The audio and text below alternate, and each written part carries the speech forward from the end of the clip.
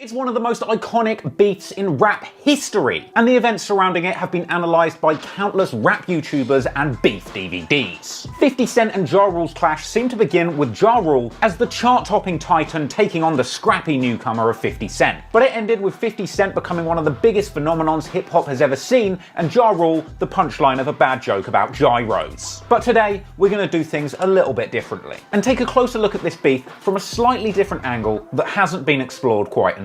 And that's Ja Rule's perspective. In today's video, we're going to be focusing solely on the beef that Ja Rule had specifically with 50 Cent and Eminem and no one else. Because the story of this beef has been told time and time again, with 50 Cent as the central protagonist, the David fighting against Goliaths on all fronts. Murder Inc., the Supreme Team, Ja Rule, the game. 50 Cent has had more beef than most, and generally, these stories are spun with him being the hero, outmaneuvering everyone at every turn. And it's no surprise that 50 Cent wins beefs left, right and centre, because we know that 50 Cent meticulously studied Robert Greene's 48 Laws of Power. Hell, 50 Cent got so powerful after reading the 48 Laws of Power that he actually managed to strong-arm the author of the book into giving him his very own rule, with Robert Greene going on to co-author the sequel to the 48 Laws, the 50th Law, with 50 himself. And if there's one thing that 50 Cent picked up with his meticulous studying of power dynamics, it's that in order to win, you must crush your enemy completely. And when it came to Ja Rule, 50 Cent had a grudge so deep that even to this day, over 20 years later, he can't help but take any opportunity to publicly shit on Ja Rule. Because despite the fact that this beef was so incredibly devastating to Ja Rule in his career, no matter how much time passes, no matter how much the beef cools down, 50 and Ja just can't help but go at each other's necks, no matter what. This is a beef that runs so deep that both parties have said that it will be frying until they're both dead. But so many questions remain. Was what happened to Ja Rule's career really fair? Who was really responsible for Ja Rule's career going down the toilet? And why, after over 20 years, do 50 Cent and Ja Rule refuse to let this beef go? Basically, today, in the words of the great Dave Chappelle, "Could somebody please find Ja Rule, get hold of this motherfucker so I can make sense of all this." Story goes, the inciting incident for this entire beef was Ja Rule getting robbed by an old friend who had recently come out of jail. This Ja Rule jump-in was apparently the result of a messy love triangle where the man holding the gun on Ja had accused him of smashing his girl while he was in the joint and taxing Ja Rule's chain as revenge. He was fucking my girl while I was up north.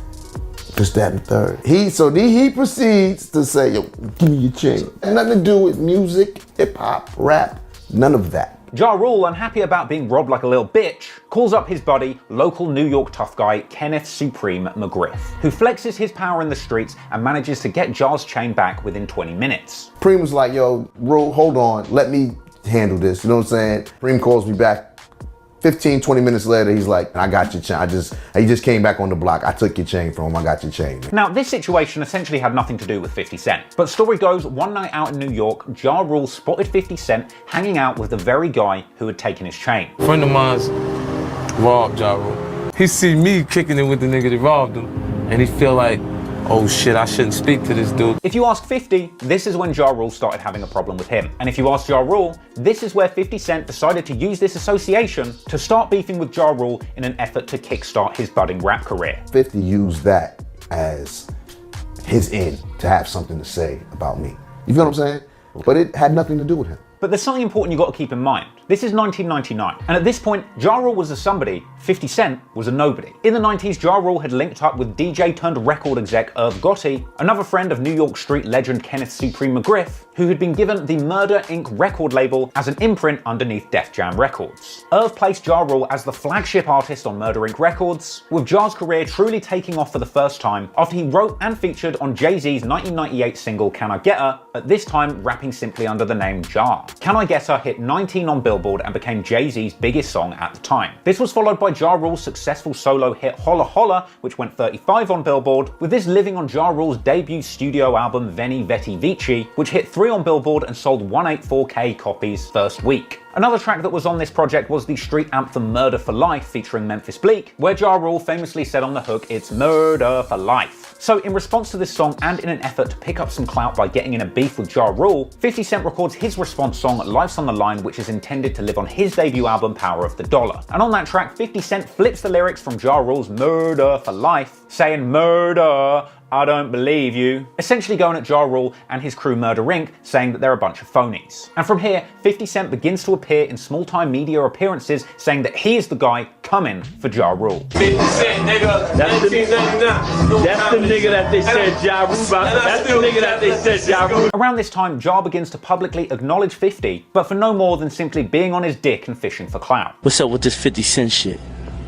Alright, it's simple and plain. You know, the nigga, he's on my dick and shit. And then, you got them clowns that come out and want to fucking say something about you to try to boost their shit or whatever. But from here, 50 Cent doubles down on the disrespect and begins to clap back in interviews, reiterating that Ja Rule is a fraud and he can't put down 50's street credentials. You know what I'm saying? I had a Land Cruiser Vengeance 19 in the street hustle. But you know what I'm saying? Niggas ain't never had nothing before rap. Now, with all of this talking in the streets, eventually this tension comes to a head. And when 50 and Ja Rule are both booked to play the same venue in Atlanta, they end up running into each other and having a confrontation at a hotel. Story goes, this was a tense verbal back and forth, with Ja telling 50 he was pissed about that diss song. But apparently during this confrontation, Ja Rule was holding a prop baseball bat that he apparently trotted out on stage. At a certain point, 50 Cent didn't like how aggressive Ja Rule was getting with that bat in his hands, and before he could use it, 50 Cent decided to be proactive, sucker punching Ja Rule in his stupid face. A scuffle breaks out between their respective crews and everybody immediately scatters. I see him in Atlanta. You know what I'm saying? It's, around my neck or whatever. I'm holding the bat. Got mad and I started screaming at him and telling him that, he was a bitch and this, that, and the third.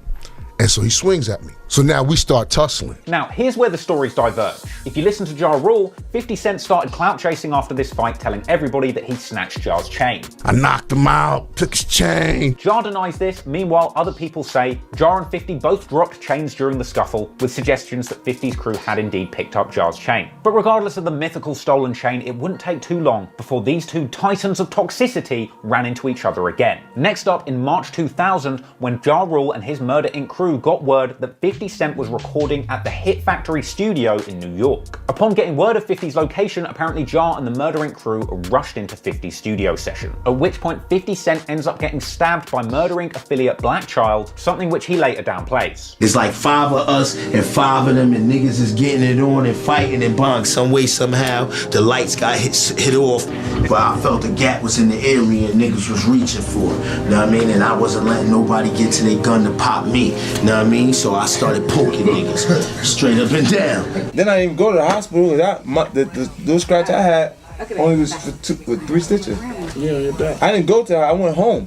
Thing is, 50 Cent wasn't the only person to get stabbed in this incident. Apparently, other, less gangster, more professional individuals were in the studio working on music with G-Unit and ended up getting injured. And one of the non-G-Unit, non-Gs ends up filing a police report, telling the feds what went down, leading to Black Child being arrested for the stabbings. As a result, the NYPD placed an order of protection on anybody that was involved in the incident, forcing Murder Inc. to stay away from anybody named, including 50 Cent. Now, this document would later become an integral part of the Ja Rule vs. 50 beef, as Ja Rule and others would endlessly trot out this document as supposed proof that 50 Cent had snitched against them. But regardless of the issues with Ja Rule and Murder Inc., things would soon get more and more dangerous for 50 Cent in these streets. You see, at this point, 50 Cent was beginning to build up a buzz in the hood musically, having recently dropped the track How to Rob with the Mad Rapper in mid-1999. This tongue-in-cheek street track basically saw 50 Cent jokingly naming numerous rappers in the industry by name and saying that he was going to rob them. This included Puff Daddy. 50 Cent said he was going to kidnap Kim Porter and hold her for ransom. He threatened to stick up Slick Rick with a blick. He mocked ODB from the Wu-Tang Clan for being so broke he wouldn't even be worth robbing. Master P, Will Smith, and Timbaland all got tarted in a 3-for-1 stick-up sale. DMX was getting all the smoke, not crack smoke for once. Ray, Ghost, and RZA from Wu-Tang got their rings snatched. Cannabis got smoked literally and metaphorically. And even Juvenile got robbed of his Cash Money piece and gold teeth because Bofty's out here moving like the street tooth fairy. Well, naturally,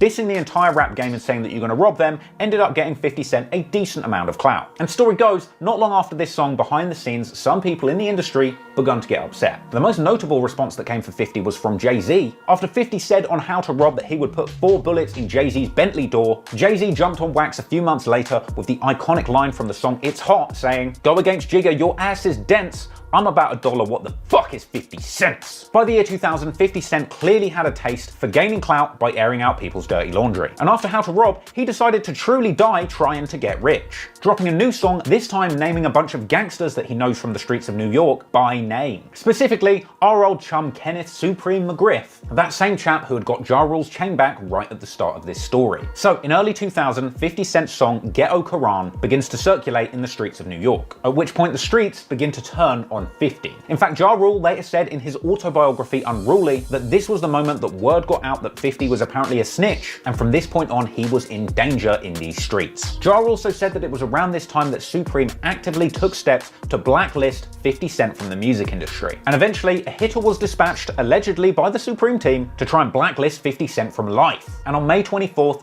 2000, 50 Cent is famously shot 9 times outside of his grandmother's house, but miraculously survives. Fortunately, 50 Cent didn't die, but he was seriously injured and out of action for a long period of time. Laid up in a hospital bed, barely alive, and blacklisted from the rap game. 50 would be out of action for some time with nothing to do but stew in a rage and get hungrier and hungrier for revenge on those who wronged him. But meanwhile, whilst 50 Cent is at rock bottom, with his biggest op out of the picture, Ja Rule is on fire and goes on the chart run of a lifetime. He dropped his second album in October 2000, Rule 336. The album has a radio-friendly mainstream angle and is a runaway success for Ja Rule, landing at #1 and selling 276,000 copies in the first week of release. And the project had numerous hit singles, including Put It On Me that went #8 on the charts and landed a Grammy nomination for Best Rap Performance by a Duo or Group. Also in 2000, Murder Inc. dropped the Murderers album. On the track When Shit Gets Ugly, Ja Rule dissed 50 Cent, calling him loose change, bars which Ja Rule also echoed on his 99 Rap City freestyle.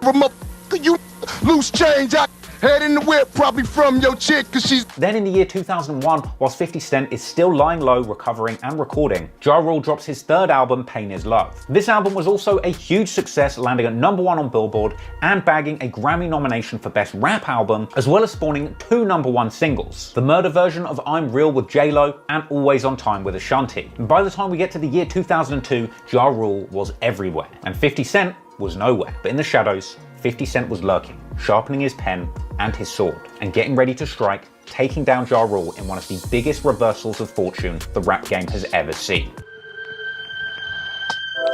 After getting blacklisted from the rap game, 50 Cent literally could not find a studio to record in. In fact, 50 Cent had been blacklisted by the rap game so hard that he had to go all the way to Canada just to get studio time, where he recorded dozens of songs and planned his comeback. 50's first comeback song after getting shot is the understandably titled track, Fuck You. This appeared on his Guess Who's Back mixtape, made up of both old and new songs which 50 distributed himself. Clearly 50 wasn't worried about his ops on this track, as he directly discusses the shooting and even speculates who was responsible by name. Meanwhile, on other tracks on the project, 50 Cent directly confronts Ja Rule and the crew who stabbed him in the studio, saying that he'll get them eventually and they should have killed him. Thing is, as far as Ja Rule and Supreme were concerned, 50 was done at this point. But 50's comeback release didn't immediately make a huge splash, and certainly didn't give Ja Rule any cause for concern initially. However, the one thing that Ja Rule wasn't banking on was somebody else in the industry finding 50 Cent's tape and liking it. And what do you know, in 2002, 50 Cent's lawyer sent a copy of Guess Who's Back to Eminem's manager, Paul Rosenberg. Apparently blown away by 50 Cent's work, M immediately flies him out to LA to work with him and Dr. Dre. And well, the rest is history, as they say, because soon after this trip, 50 Cent is signed to Eminem and Dr. Dre in a $1 million deal that brought him into the Interscope Shady Records team. And from here, 50 Cent would get heavily mentored by both Dr. Dre and Eminem, taking his sound to the next level and helping him craft his masterpiece of a debut album. Now, apparently, as part of this mentorship, Eminem and Dr. Dre sat 50 Cent down for a man-to-man talk, saying that he should stay focused and avoid beefing Ja Rule, something M revealed years later on the track Like Toy Soldiers. And to be fair, things seemed all good initially. Fans enjoyed 50 Cent's latest 50 Cent Is the Future mixtape that released in June, and then in August, fresh off the Shady Records deal, 50 Cent drops his follow-up mixtape No Mercy, No Fear. And this project features 50's breakout track Wankster, the now legendary 50 Cent song all about fake gangsters who say they're about that life but have never put none. The track itself doesn't mention Ja Rule by name, but ever since its release, it's been pretty widely considered as a subliminal diss track aimed squarely at Ja Rule's head. 50 Cent's never outright admitted this, simply saying that the song is about fake gangsters, but since other people have said Ja Rule fits the bill, Ja Rule is indeed a wankster. And let's be real, right? Once 50 Cent put together a music video for this track, the opening scene features a kid opening up a wankster doll who is literally wearing the exact same black outfit and long chain guitar pendant as Ja Rule wore in this Rap City freestyle. So naturally, wankster had Ja Rule big old mad. So in October of 2002, Murder Inc. ended up covering the Source magazine, and Ja was all in his feelings, sending warning shots to Dr. Dre and Eminem, basically saying they can both get it and Ja's gonna take down their company if 50 Cent starts dissing him. But if that wasn't enough, Ja Rule and Irv Gotti went on Hot 97 to continue their onslaught, exposing 50 Cent to the world in what must be true crime's very first gangland-style restraining order reveal, telling everyone that 50 Cent got stabbed at the Hit Factory and that an order of protection was filed afterwards, spinning it as if 50 Cent was a full-blown snitch who had specifically applied for a restraining order against Ja Rule and Irv Gotti. I'm not worried about these wanksters. Hoes in the big gangs. Informants. Tension, drama, whatever. Just handle your business, man. Snitches. And what I'm holding in my hand, I'm gonna leave with you, man, is a order of protection. An order of protection for Irving Lorenzo to stay away from Curtis Jackson. That's 50, y'all. AKA 50, AKA 50, AKA informant, AKA I'm telling. I never went to jail. First time I ever went to jail was because we whipped his ass and and he went and felt the need to inform the cop. But it wasn't just about the restraining order. Ja went further in airing out the dirty laundry, openly discussing and laughing about 50 Cent getting stabbed at the Hit Factory. That little incident we had at the Hit Factory, he tells you about it. A little stabbing with the butter knife. It was a little altercation. It wasn't nothing crazy. It was nothing big. It was just a little scuffle. It was nothing big. Yes, sir. But he felt the need, to go to the cops and press charges. Look, the opponent is further informed by Mr. Jackson that as a result of the above described conduct, informant suffered lacerations. Informant, y'all. Informant.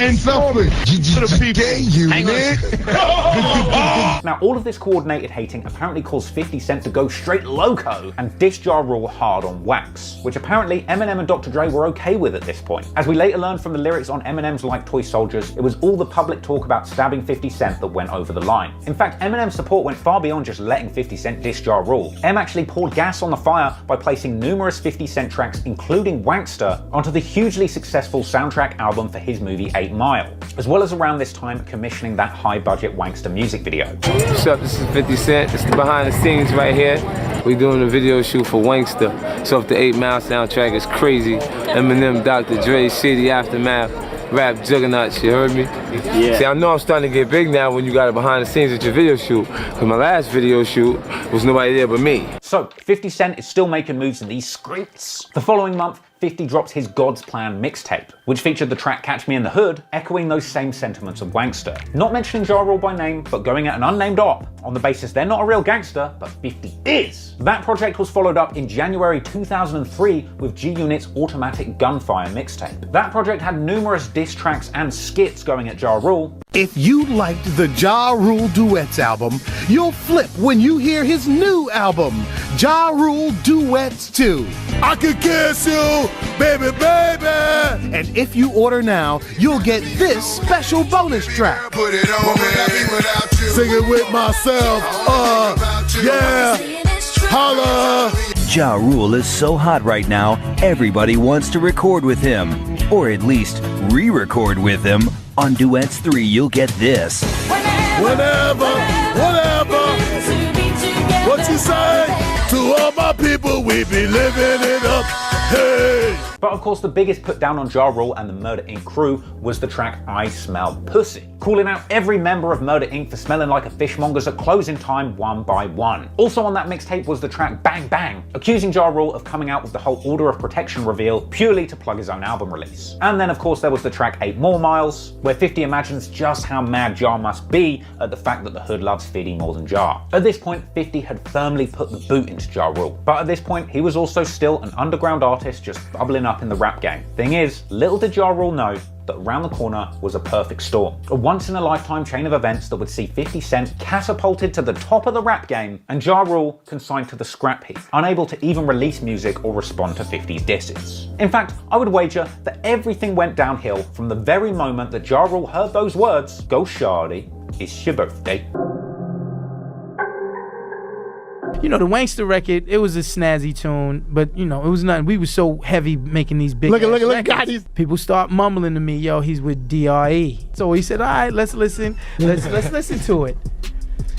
Dun, dun, dun, dun, dun, dun. I'm like, oh God, fucking Dre. So I'm like, all right, the beat is fucking nuts. He may have one, but let's see if he connected the dots lyrically. He may have not connected the dots lyrically. You can find me in the I'm like, is it? I turned to Rule and everyone in the office and I said, yo, buckle up.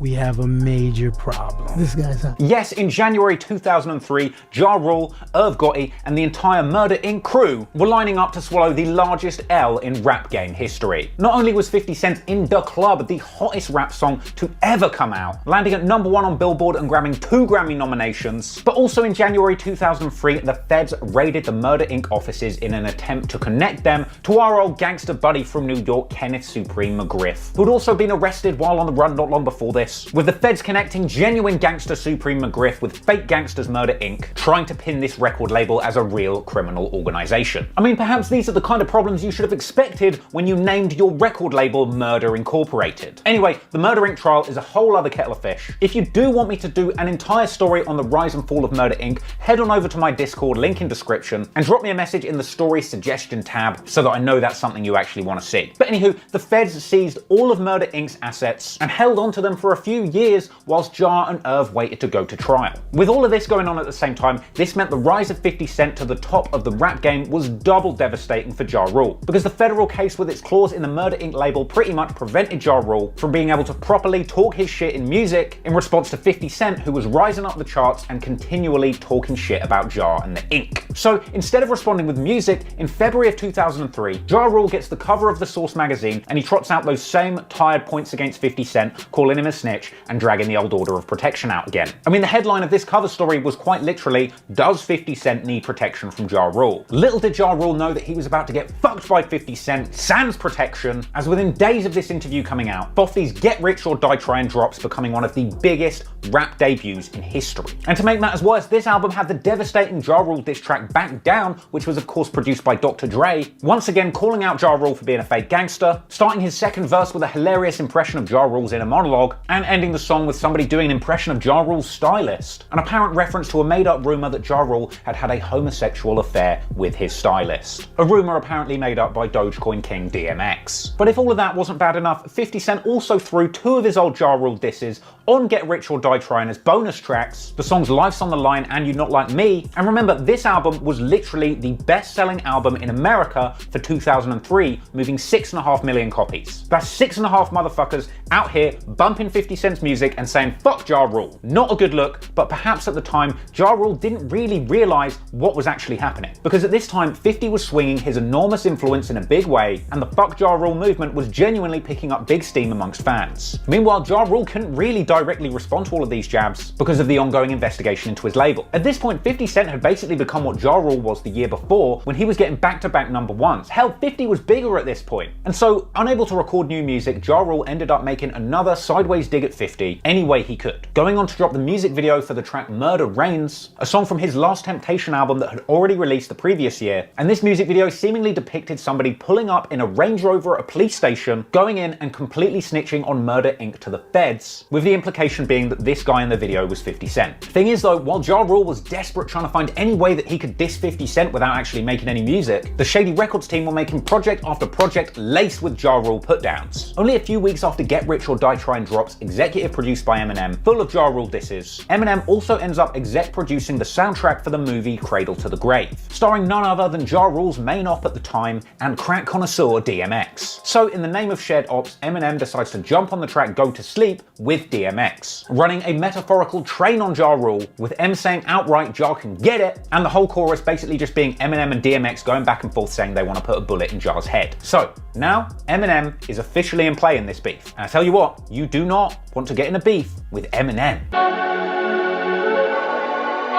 In March 2003, 50 isn't done wailing on Ja Rule just yet. At the end of the month, he drops the mixtape Smokin' Day 2, featuring a track called The Realest Killers. This song eventually ended up on the soundtrack to the Tupac film Tupac Resurrection, and it also featured a posthumous verse from Tupac, as well as an intro from 50 Cent talking about someone, Ja Rule, being a fake Tupac, and a full-length 50 Cent verse where he seems to go at Ja Rule for pretending to be Tupac, suggesting he did this to get hot, but now he's not. I mean, this was a particularly scathing type of diss because it's a Tupac song remix, and after all, Ja Rule's entire career has been dogged by these Tupac comparisons. But this wouldn't be the last time that Eminem and 50 Cent would use the Tupac connection to hurt Ja Rule's feelings. In April, Ja Rule finally jumps on a song responding to Eminem, with a freestyle on 50 Cent's Stabber Black Child's mixtape, once again dissing 50 for being a snitch, and saying he's gonna get busy with a shotty on Blondie, aka Eminem. What kind of world is this with these grades? Looking out through the dark, I see like shades. So I'm hunting you blindly with the sword gauge. Cause I heard that little nigga there was talking crazy. You heard your crack, I went round beef out your bay. And half your mom's getting raped by niggas that spicks on the daily. You know you feel me? Cause I'm clearly the rap game's Jimmy Hoffa, nigga. This freestyle was just a taste of things to come, however, as a few days later, Ja Rule goes on to release the devastating full-length diss track Loose Change, an obvious reference to 50 Cent. In the track, he imagines 50 being dead and calls him a snitch once again, but the track went far beyond just dissing 50. Ja Rule dissed the entire label, Shady Records, Interscope. Hell, he even went at label boss Jimmy Iovine saying that he gets peed on. No free beats for Ja. He also accused Dr. Dre of being gay and a cross-dresser along with Eminem, and M was the one who Ja had the most smoke for on this song, accusing M of wanting to be black, before dropping the beat and ending the song with the most devastating diss line that you could possibly say to Eminem. Shut up, M, you claim your mother's a crackhead and Kim is a known slut, so what's Haley gonna be when she grows up? Yes, basically, he said that his daughter was gonna grow up to be a hoe. Don't do that, Ja. Ja. Oh, Ja. Naturally, Eminem was not going to let this slide, and he later said in his verse on Like Toy Soldiers that this was the moment in the beef that he completely lost it. And a couple of weeks later, we got a big response, as DJ Green Lantern drops the Invasion Part 2 mixtape, which features Eminem, D12, G-Unit, and other Interscope Records artists, all dissing Ja Rule. They had skits with Eminem mocking Ja. Keep it locked in right here. Coming up next, we got the new Last Temptation by Ja Rule's Nothing Anymore. This was followed by a rare Eminem and G-Unit link-up, the Ja Rule Dissathon Bump Heads, where Eminem mocked Ja for a long laundry list of things, including, but not limited to, taking ecstasy, thinking he's DMX, thinking he's Tupac, thinking he's Martin Luther King, singing the same songs over and over again, and basically just being Ja Rule. Then M goes on to ask why didn't Ja Rule say anything to him when they bumped into each other at the airport. Now this is a reference to a mythical incident where Ja Rule and Eminem did indeed run into each other at an airport when they were both having their jets refueled at the same time. An incident which Ja actually elaborated on many years later in a Vlad TV interview. I seen him, we was at Teterboro, and we were switching jets, and it was a man-to-man respectful conversation. Like, I know what it is, M, and M's like, you know, I don't really got no hard feelings towards you. It's just, that's home team, and it's a rap beef, and he signed to my label. He signed to my label, you know what I'm saying? And I'm like, I know what it is, you know what I'm saying? I said, I ain't got nothing against you neither. Well, according to Eminem, Ja Rule was the one being all buddy-buddy that day. In fact, M ends the verse with the coffin nailer of a line, saying that day we met at the airport, Ja Rule just slapped my hand, smiled, and told me 50 Cent was everything he wanted to be. Now I know that's enough to make Ja Rule want to jump off the roof of the nearest gyro spot to a tzatziki-soaked grave, but the Shady Records execution squad were not done there, oh no. They were just warming up, because the next track on the mixtape is the devastating Loose Change response song, Hail Mary, another reworking of a classic Tupac song just to add a little more salt to Ja Rule's wounds. In fact, before a single lyric had even been dropped in this song, Eminem had handed Ja Rule another Tupac-shaped L when he decided to prevent Ja Rule from participating in any of the songs on the new posthumous Tupac album, Loyal to the Game, which Eminem had been given permission to executive produce by Tupac's family. So doubling the disrespect on M's version of Hail Mary, he uses Tupac's cadence and flow to dish Ja Rule in the worst possible way, saying in the hook, "If Pac was still here now, he would never ride with Ja. Nah, nah, nah, nah, nah, nah, nah, nah." Wasn't so bad. He said that Ja Rule's been stealing Tupac's quotes for years, hoping no one will notice. He dropped numerous references to Ja Rule being hooked on pills, which is a little rich coming from Eminem these days, but whatever. Next verse, 50 Cent taps into the Royal Rumble and goes hard on Ja, saying that Ja couldn't take 9 shots like he did, and asking when's your little sweet ass gonna come out of the closet. But of course they weren't done there, no. Because Hail Mary was followed up by another Ja Rule diss, Do Re Mi, aka Hailey's Revenge with Eminem and D12. A track which literally opens with a skit where Eminem's daughter Hailey says that she doesn't want to end up like Ja Rule's dirty ass kids. Eminem even asks his daughter to go and fetch his Oscar so that he can shove it up Ja Rule's ass. And then D12 ride out hard on Ja Rule in the verses too, with M jumping on the hook saying, "Ja, quit playing, knock it off, you're not Tupac. Don't hate me cause I'm hot and you're not. Shooting at me with the only shot you got." And to cap it all off, Hailey jumps back onto the track on the outro to ask Eminem, Ja Rule is taller than her, prompting him to reply, "Nah honey, you're the same height." Woo, that's savage. After that, the mixtape is littered with more Ja Rule disses. Hell, G-Unit even had Tony Yayo phone in from jail just to say fuck Ja Rule. We just jacked the nigga for some motherfucking phone time, and I'm about to drop some shit for Ja Rule, punk pussy ass. All of this was frankly devastating for Ja Rule and Murder Inc., who were still going through the ringer with their ongoing case. At this point, 50 Cent and Eminem were the hottest thing in the game, and their army of fans all over the planet were screaming fuck Ja Rule in unison. In an attempt to respond to this, Ja Rule and Irv Gotti ended up bagging a XXL cover story where they were pictured in the crosshairs and named as 2 of America's most wanted, doing an extended interview in their words to fire back at all the motherfucking haters. Irv said that he thinks the fans want the beef to turn violent, going on to suggest that 50 Cent or Eminem could end up being killed as part of this beef. Ja Rule says he hasn't seen 50 since the beef started, eventually going on to say that he's gonna wear out 50 Cent, Eminem, or Dr. Dre's ass if he ever catches up with them. Now, I don't want to imagine what he means by that, but it would turn out that offering to wear out the ass of a legend like Dr. Dre was not such a good idea either, because a few months later, the Shady Records hit Shit Hits the Fan drops, featuring a verse from Dr. Dre where he,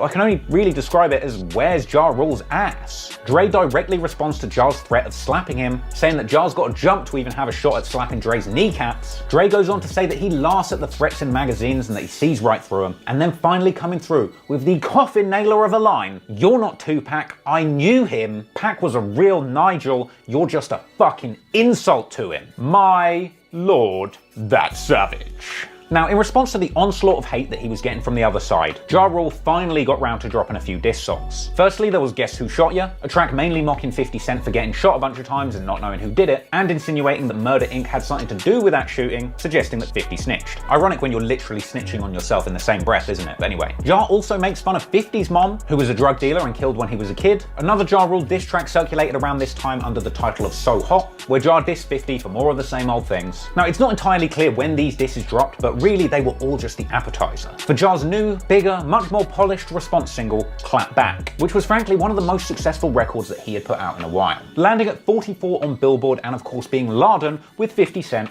and Eminem disses. Ja says he's gonna find Eminem like Saddam and bomb him. He says he's gonna let guns blast on 50 Cent for snitching, yet bizarrely, after dropping a mainstream and quite successful diss song, Ja seems to do a complete 180, appearing in a bizarre 30-minute interview with Louis Farrakhan from the Nation of Islam, apparently calling for peace with 50. Will this meeting of a 27-year-old rapper and a 70-year-old charismatic religious leader end this beef? But if you look closely, you could tell Ja's heart wasn't really in it. Tell me, how did this beef get started with you and Brother 50? I really think it started from a lot of jealousy, a lot of hatred towards me. Allegedly, 50 was invited to this sit-down but turned it down because he wasn't buying Ja Rule's flimsy peacemaker act, later telling MTV that he thought the entire thing was simply a publicity stunt to try and promote his album. And sure enough, straight after that interview, Ja Rule's album drops. Blood in My Eye was considered by many as sort of a hate album because the entire thing was pretty much just littered with 50 Cent and Shady Records disses. This included the track Things Gone Change, where Ja went at 50M, Dr. Dre, hell, he even had Smoke for Proof out of D12. Leave Proof out of this! But regardless of Ja Rule just whiling out all over the Shady Records boys on his Blood in My Eye album, this album ultimately flopped to Ja Rule's own standards. It only managed to hit number 6 on Billboard, moving 139,000 copies first week, which I know is pretty good to 2021 standards. But hell, even back then, the G-Unit Crew album Beg for Mercy debuted better at number 3 on Billboard and selling 377,000 units first week. That's not a 50 album, that's the G-Unit album. In my opinion, it's really here where Ja fucked up the most. Because him alone, Ja Rule, is the one who let his album and ultimately his entire career be defined by this beef with 50 Cent. And as a result, his failure in this beef would be intrinsically linked to a complete failure of his entire career from this point onward. Furthermore, Ja Rule had kind of abandoned the original fans that took him to the top by dropping his clean pop mainstream image so that he could drop the street album Blood in My Eye that was just full of hate and disses, alienated that mainstream pop audience who had initially bought his earlier albums in droves. And at this point, Ja Rule was completely alienated from any of the real rap fans who were riding with 50 Cent and G-Unit at the time. You simply couldn't be a fan of 50 Cent and also like Ja Rule, and Ja Rule was partly responsible for that. So the coffin of Ja Rule's career was firmly nailed shut at this point, and from here on out, we would truly see the fall of Ja Rule. Ja Rule had made the biggest mistake he possibly could with Blood in My Eye. He allowed the 50 Cent beef to completely define his entire musical output. 50 Cent was living in Ja's head and on Ja's music rent-free. Meanwhile, 50 Cent was being interviewed by MTV saying that he's moving on and the beef is over, very wisely pointing out that the G-Unit Beg for Mercy album had no mentions of Ja Rule, which is a very good point. But in spite of that sentiment, however, in the months that followed, more mixtape tracks and leaks would emerge that saw the Shady Records crew continuing to kick Ja Rule while he was down. 50 Cent did a clapback remix, dissing Ja Rule and refusing to rap on that beat and mocking him for falling off. Numerous Eminem tracks surfaced dissing Ja Rule specifically, including I'm Gone with Obi Trice, Monkey See Monkey Do, and Bully, and eventually 50 Cent is interviewed in the February 2004 edition of Vibe, savaging Ja Rule after being asked whether or not he used the Ja beef to his advantage, and saying straight up that it was Ja Rule who made his career by giving him so much attention in 2002 when Ja was popping and 50 was a nobody. 50 went on to say that Ja Rule sucks at business and missed all of the opportunities to get money in rap that 50 took. And 50 ends the interview by saying that Ja Rule owns nothing and that he couldn't think straight in the same street situations as 50 because Ja ain't really from the streets. 2 months after this, Ja Rule ended up getting his cover on Vibe magazine with the slightly embarrassing headline, Ja Rule, is this the end? Now this article was quite something because it was filled with Ja Rule attempting to puff himself up as if he wasn't really going broke or becoming irrelevant. He posed next to his Maybach reminding everybody that that Maybach cost $400,000 and he has numerous properties. Oh, and do you remember when 50 Cent said Ja Rule didn't have a business brain? Nuh-uh, because Ja Rule says he just started a clothing company. Oh, and a movie company. Yeah, apparently it's going so well that Ja Rule just gets a flood of scripts coming through to his inbox every week. You know, because like scripts are like money, right? Oh, Andy's been married to his high school sweetheart for the past 4 years. 50 can't say that, can he? Andy sold 8 million albums. You know, different albums, not all one album like 50 Cent did, but yes, according to this article, it's Ja Rule who was the fearless warrior, who decided to take on the toughest gladiator the rap game had to offer, and becoming the most hated person in the rap game in the process. He died for your sins. He's basically Jesus of beef. As the interview goes on, Ja Rule is portrayed as the renegade tough guy, the lyrical Tony Montana coked up and running into a hail of bullets. But by the end of the article, even the writer is dropping sly digs, saying that Ja Rule should have prayed for better album sales. And Ja continues his tough guy act, spectacularly bragging about the fact that he keeps a gun in his Maybach, smartly stashed in one of the car's 2 humidors, where I'm sure the cops will never find it. Ja goes on to say that it's not getting clowned by 50 Cent that's angered him the most over the last year, but it's the fans turning on him that he hates the most, seemingly oblivious to the fact that it was 50 Cent's influence combined with Ja Rule's obsession of going at 50 that really caused the fans to switch on him. And then, in the very same breath, Ja Rule gives the haters even more fuel to dislike him by comparing himself to Tupac and saying that after this beef, all eyes are on him. And Ja then goes on to say one of the dumbest things I've ever heard an entertainer say. If you don't like me, then guess what? I'm gonna become the most unliked motherfucker on earth then. It's that kind of thinking that was the downfall of Ja Rule. Because while 50 Cent was writing hit songs, starting businesses and making millions, only occasionally dissing Ja Rule, Ja was making entire albums of petty whack-ass diss songs that only really functioned to put down his ops. This did nothing to delight his fans, and in my opinion, I think that time would have all been better spent just making chart hits. Fortunately, at the end of this Vibe article, we do at least get the early indications that Ja Rule is indeed willing to put this beef behind him, saying that he's recorded numerous songs, none of which mention 50. Ultimately concluding he is indeed ready to put down the sword on this beef, but him and 50 will never be friends. And soon, the promised Ja Rule comeback was in full effect, as Ja drops his comeback radio hit, the track Wonderful with R. Kelly and Ashanti. This track hit 5 on Billboard and had many people saying Ja Rule was indeed back. But Ja just couldn't help himself, could he? In spite of everything that he had learned from that single going number 5, about the difference between a street hit and a radio hit, and in spite of how bad things had gone the previous year with Blood in My Eye, Ja Rule, truly like Tony Montana, coked up and running into a hail of bullets, refused to let this beef die, and instead of grabbing onto this final opportunity to be successful in the commercial rap game, decided instead to drag his career right back to the bottom of the barrel, dropping another single, sneak dissing 50. On October 2004, Ja Rule drops the track New York alongside Fat Joe and Jadakiss. This saw Ja subliminally going at 50, once again trotting out the same tired old lines about him being a snitch who wears a wire. Now after this, 50 Cent saw Fat Joe and Jadakiss as straight up ops, due to their close proximity with Ja Rule, kicking off a raucous beef with Fat Joe that is actually too hilarious to even cram into this video. But if you want to see me cover the 50 Cent Fat Joe beef in more detail, get in that Discord, baby. Story suggestions tab, let me know whether you want that. Anyway, despite in my opinion being a complete step in the wrong direction, New York did become somewhat of a successful street hit. So with these 2 successful drops under his belt, for a moment it looked like Ja Rule might be back. And after these 2 big back-to-back W's, Ja ended up covering the Source magazine once again in November 2004, with a headline asking, "Is beef still on the menu?" Maybe Ja was hinting that the beef with 50 might be back on, but meanwhile, there was one person who was definitely done beefing with Ja Rule. Eminem, who dropped the reflective track Like Toy Soldiers around this time, a song we've already discussed where Eminem outlined attempting to stop the Ja 50 beef from happening, but Eminem actually goes further in this song, essentially saying that he believes that he won the Ja Rule beef, but it wasn't worth it because it left him so exhausted, and he felt personally responsible for stoking it so far, ultimately ending the song saying the beef isn't worth it and it's over if everyone could just stop popping shots. Thing is, 50 Cent wasn't done popping shots at the ops. He goes on to drop his track Piggy Bank, where he goes at Ja Rule, Jadakiss, and Fat Joe over the disses on the New York track. He calls Ja Tupac, he says people only like the song New York in New York and Ja's ass is local. And then in March 2005, 50 Cent covered XXL magazine under the very spicy headline, 50 Cent hunts down the ops. In this interview, 50 Cent rather hilariously offered to sign Ja Rule once he's done at Murder Inc., offering to rebuild him after he had seemingly been destroyed. Now for all of the kicking Ja Rule while he was down, to be fair to the guy, he was kind of due a W at this point. So eventually, after years of waiting, Murder Inc. finally went to trial and miraculously beat the RICO case against them after spending what was reportedly a whopping $10 million. Yeah. We did it! Because basically, once the government put these charges on you, you couldn't earn money. And I'm just happy to say that we're innocent. Once the smoke settled on this in April 2006, Ja Rule dropped his response song 21 Guns. This seemed to be an attempt to reignite the 50 Cent beef in order to hype a potential comeback album. And this track included some frankly pretty jokes tracks about 50 Cent wearing his bulletproof vest like a condom. But elsewhere, of course, it had the same tired old lines calling 50 a snitch, again, calling G-Unit gay unit, again. In fact, on this track, Ja Rule also accused 50 Cent of being gay because of his fashion sense, which to be fair was an accusation that 50 Cent got by the bucket load after this very sus GQ cover. Now, this is actually an outfit that I recently roasted over on the second channel in a video I did on the worst fashion fits in hip-hop history. 50 Cent's sleeveless dress shirt.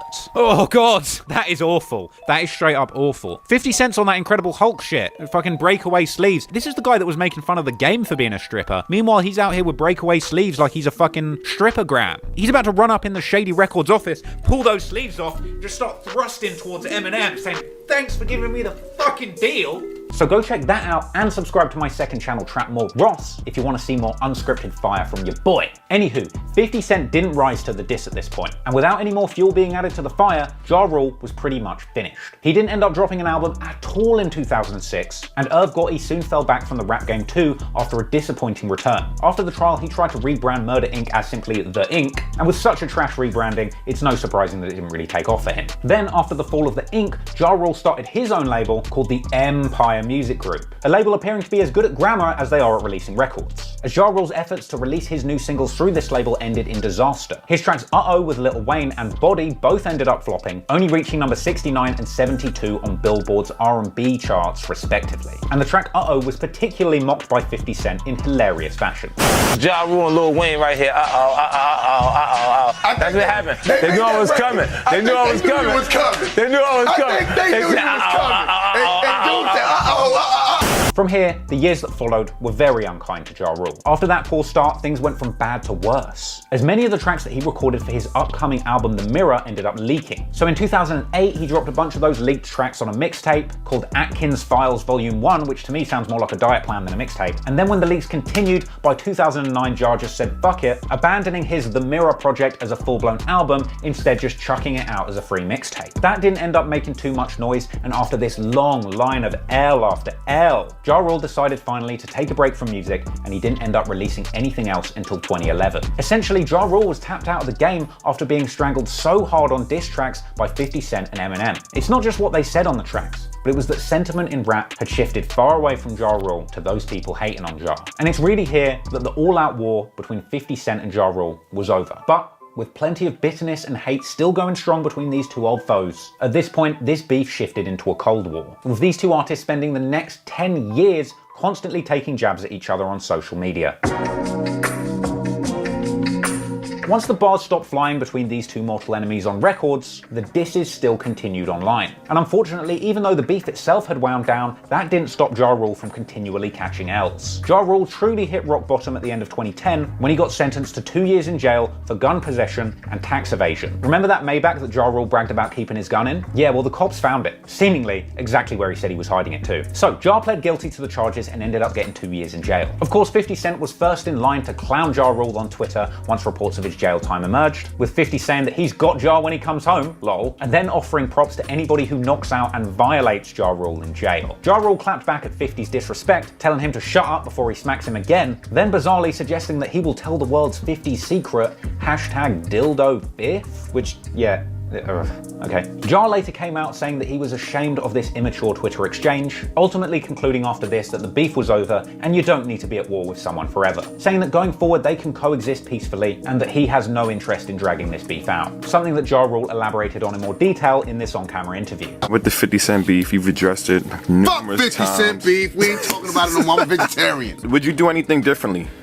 No, no, because I didn't do anything wrong. Will there ever be a resolution to that, you think? Yeah, it's resolved now. Okay.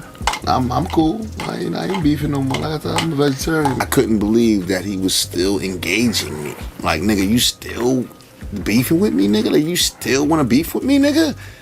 Like, I'm done with that, nigga. Yeah. So in 2012, Ja Rule heads off to prison, a humbled man ready to do his time. And eventually, when he gets out in September 2013, he hops along with Irv Gotti on an interview with Angie Martinez. Seemingly with a much more positive demeanor, Ja Rule and Irv Gotti were finally comfortable enough to have a somewhat honest conversation about the fall of their empire, where they both acknowledged the role that 50 Cent played in the downfall of their businesses, and Ja even was able to admit that he had taken the L in the 50 Cent beef. We was in my office, me and Rule, right? We in the office, and Flex was about to play In the Club, right? So Flex plays In the Club. That record was so dope. I looked at Rule, I said, yo, you have a major problem. Do you think, because you say now you could say, in hindsight you could say, yes, we took an L there. Yeah, we took an L, but listen, right. Yeah, we took the L. We took the L, but you know what? People take L's. It's not the L, it's what you do, and if you keep swinging and keep fighting. Of course. He was a part of the juggernauts at that moment. Eminem, Dre, they were very, very big in what they were doing as well. So as we were big over on our side, they were also big on our side, on their side. And as everything started to crumble for us, as far as we didn't have a label as a home anymore. You understand? There was a lot of things that were falling apart for us. It was easy for him to get people to turn on. Bulldoze. Right. A couple of months after this interview, the unthinkable happened. For the first time in over a decade since this beef begun, 50 Cent and Ja Rule ended up in the same place together on a plane. And what do you know, this event was able to go down without the entire flight descending into a mass brawl. Ja Rule even tweeted that they were on the same row of the plane, no problems. However, the story wasn't the same when you heard it from petty old 50 Cent, who appeared in an interview with Sway suggesting that Ja Rule was nervous on that plane and that 50 Cent started walking around the cabin to make him uncomfortable. See, then I sat down and I kept getting up and moving around and things. Seeing if anything would happen. No, just making him uncomfortable because I knew that he was by himself. It was like him and another guy. You're horrible. Ja Rule, however, rebuffed this version of events appearing in a Vlad TV interview, saying that 50 can say whatever he wants because Ja was catching some Z's at the time. You know what I'm saying? So he sees me, I see him. He looks at me, he's like, yo, what up? I'm like, all right, what up? Go back to doing what I'm doing. Plane took off. I propped up my pillow, you know what I'm saying? Took me a nap. You know, I kept getting up and walking around and make him nervous and all this crazy shit. I'm laughing. I'm like, you know what? It may be true. I don't know. I was asleep. Like, he may have been getting up, walking. I don't know. I was catching some Z's at the moment. You know what I'm saying? Following this, in 2014, 50 Cent appears at Hot 97's Summer Jam Festival, where he performs his classic Ja Rule diss track, I Smell Pussy. After this, Ja starts feeling some type of way and ends up going off at 50 on Twitter, dragging out the usual tired jokes about 50 getting shot, and in response, 50 Cent clapped back on Big Boy once again, saying that he thought Ja Rule was dead. That's great. I mean, he's dead. I thought I killed you. Man. You mean the guy's back from the dead? Then, for a brief moment in 2015, it looked like Ja Rule and 50 Cent could finally agree on something. When during Meek Mill and Drake's explosive beef, apparently Ja and 50 Cent agreed with the prevailing sentiment on Twitter that beef was nowhere near as good as their beef. Ja tweeted it's not a real beef until somebody gets shot or stabbed, and later asked in an Instagram caption which one of them is supposed to be him, Meek or Drake, because he sold 30 million records. Meanwhile, 50 Cent threw up a caption suggesting that Drake had copied his style with the back-to-back diss tracks. After that, both Irv and Ja ended up on The Breakfast Club, discussing 50 Cent and Eminem, where Ja suggests that he's good with everyone now. I've never seen the industry turn on a person the way they turned on you. It seemed like everybody had something to say, from Eminem to DMX to Dre to Busta. Yeah. You still have those old beefs? Nah, I'm good with everybody. I'm good with everybody. So, keeping it moving, later in 2016, Ja Rule ends up doing a Foot Locker commercial that is pretty embarrassing, to be honest. He basically stars as himself, like washed up, but working as an Uber driver. You know, fellas, you can't take sustained greatness like that for granted. It's so hard to achieve. Once you find greatness, you hold on to it. I mean, you can lose it just like that. 1 minute you're on top of the world. The next, it's all different. It's all different.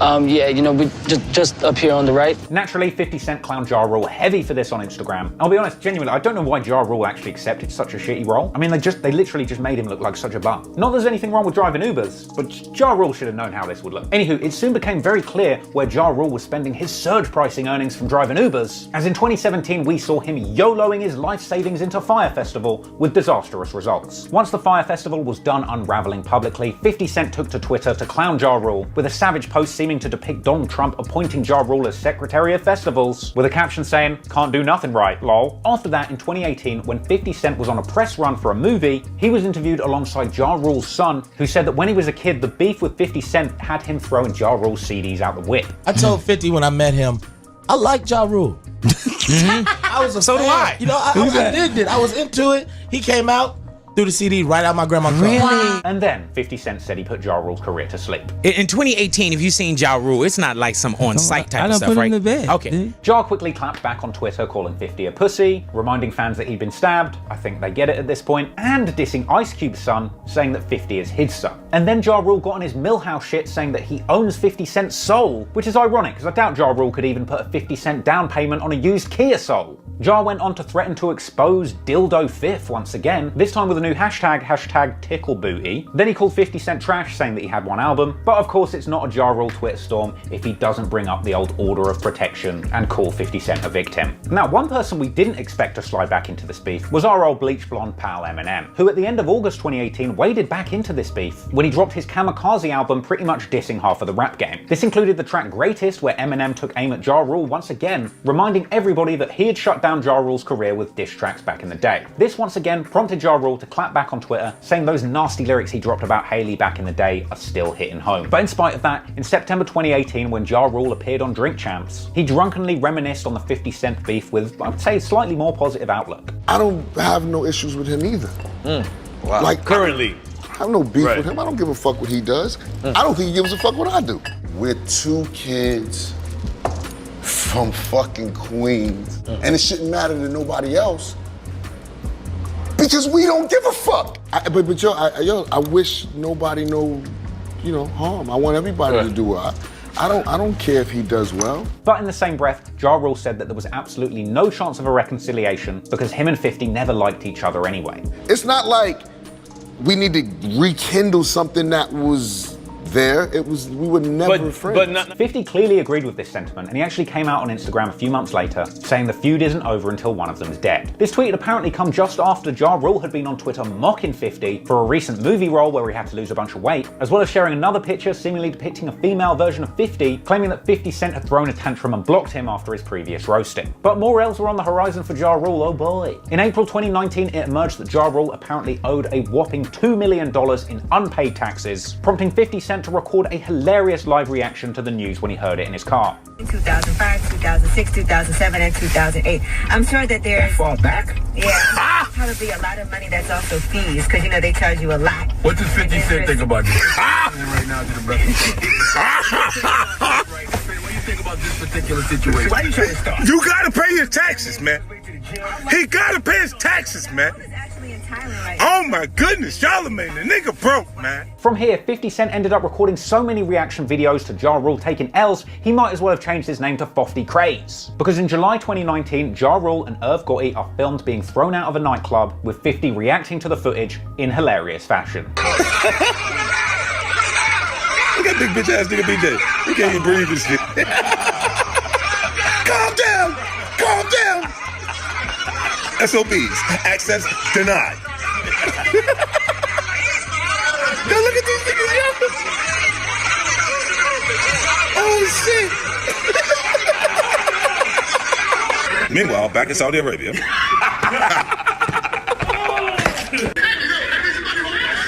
Yo, somebody hold my shirt. When you want somebody to hold you back and they don't. Let me take my shirt off, because I'm going to do nothing. Fuck this, I'm going to do a lot of nothing. Exclusive footage of nothing. Nigga doing nothing. Y'all niggas want smoke? New exclusive footage of nothing. Niggas doing nothing. Pump faking like they get ready to do something. Oh, hold my shirt. Ja clapped back sharing a video of 50 Cent with a pretty square head and the caption "Herman Monster Head Ass Nigel," hashtag Petty Murphy. And then in August 2019, we got what was probably one of the most hilarious rap beef memes in history, as 50 Cent drops an IG caption clowning Ja Rule for selling tickets to his shows for $15 a pop, with a follow-up comment saying that he had just bought 200 in the front row so they can be empty. LOL! Now 50 didn't actually do this, but the idea of him doing it quickly became a meme, and after that, we got the iconic Photoshop picture of 50 Cent sitting in the empty front row. And the incredible caption, "What a show, I mean just fucking great. Do it again, my kid went to the restroom, lol." Clearly not seeing the funny side after this, Ja Rule clapped back at Petty 50, calling him a pathological liar and offering a reward to anybody with proof that 50 Cent had actually bought front row tickets to his show. You kinda missed the meme there, Ja. A month later, Ja Rule's trolling 50 Cent over his relationship with Super Rat 6ix9ine, following that up a month later with an appearance on a talk show, saying that he's dropping back from the beef situation before pulling a full 360, dissing 50 Cent for being a bad dad and saying that he is in the beef forever. 50 Cent really does watch the show. Did you think of anything that you would like to say to him? Yeah, here's the thing, right? We've been having this ongoing feud now for like, I don't know, it seems like 15 years or something like that. And I think it's time that we've grown past it. I am removing myself from the circus. Say 3 nice things about 50 Cent, and I want to move on. He's a bad father. I didn't. He got like a big square, like box head. Oh, I thought. And one more thing. What else could I say nice? Oh. He looks like his breath stinks all the time. We're sworn enemies forever. I actually was like, oh wow, it's ending. A few days later, 50 Cent came out on IG to say that he was so scared of Ja Rule, he's gonna flee to Texas. I'm so afraid of Ja Rule, Jim Jones, and Freaky that I'm hiding out in Texas. Please, whatever you do, don't tell them I'm in San Antonio. Don't tell them I'm staying at the Four Seasons. Don't tell them, just please just don't tell him, man, because there's just so much pressure on me right now. I don't know what to do. I'm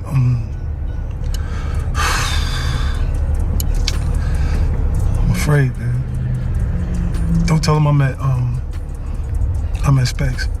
Now, Ja Rule's next diss towards 50 ended up occurring under probably the most strange circumstances possible. So around this time, there was a Popeye's chicken sandwich that was launched, which was apparently so viral, somebody got murdered for cutting in line to get the sandwich. This prompted Ja Rule to lash out on Twitter, saying that he will never eat the Popeye's chicken sandwich now. This strange decision to start a beef with a sandwich quickly led to Ja Rule getting duly clowned on Twitter, with many fans bringing up his devastating L to 50. Ja clapped back with another tweet reminding everybody that 50 Cent had got stabbed and shot. Yeah, we get it, Ja. But after that whack tweet, in Ja's defense, he actually took the rest of this ribbing quite lightly and ended his Twitter storm with some pretty good jokes. First off, saying that he's got to jump back in his Uber and get to work, and then agreeing with the fans who were siding with 50 Cent, saying, yeah, fuck Ja Rule too. See, now that's more like it, Ja. This beef was revived again in April 2020 when the trend of versus battles took off, as Ja Rule chimed in on a conversation between Fat Joe and Swizz Beatz, with the implication that he was down to do a versus battle against 50.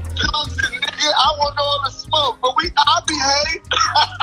Man, that'll break the internet, Ja.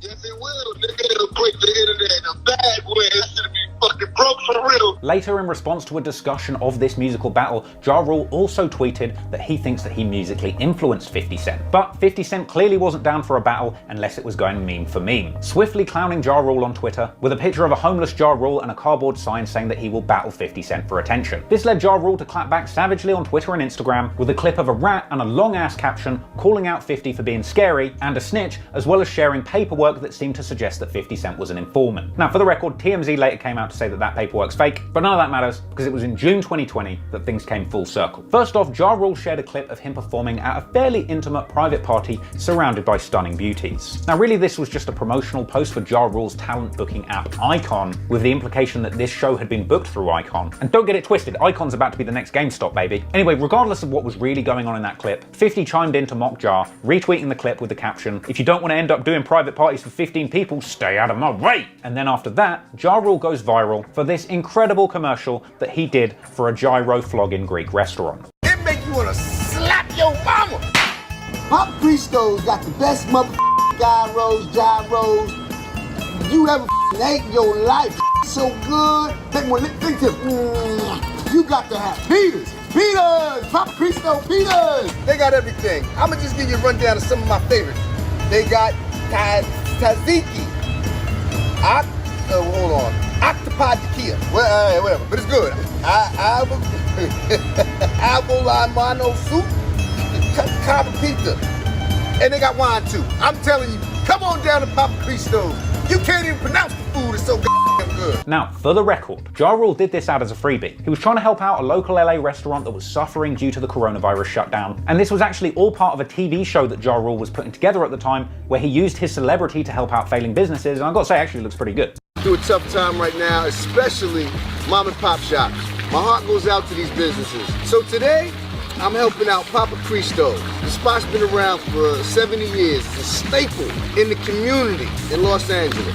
But like most of mom and pop shops in this year, he's had a tough year. So I'm gonna use my notoriety, my fame, to help him out. So Papa, you familiar with hip hop? Hey, Papa, hey, where are you? Papa Cristo, are you here? Papa Cristo. That's not hip hop. Well, you know what, Papa? I got your back, man. I wanted to do something special for you, Papa. I'm gonna put together a little something, a little commercial to help, you know, so people know about your spot a little bit more, man, and come in there and show Papa Cristo some love. Regardless of the circumstances, however, of course 50 Cent was immediately there piling in with the savage burns, saying, "This is what happens when you fuck with me. I'll have you and your whole label selling gyros." And by the end of 2020, Gyro Rule was out here saying that 50 Cent don't want no smoke with him in a versus battle. Like, if it's not gonna be 50 Cent, you know, that one makes the most sense. You would agree, right? Yeah, but that ain't gonna happen, you know what I'm saying? Yeah, I think everybody... Hey, listen, man, everybody don't want the smoke.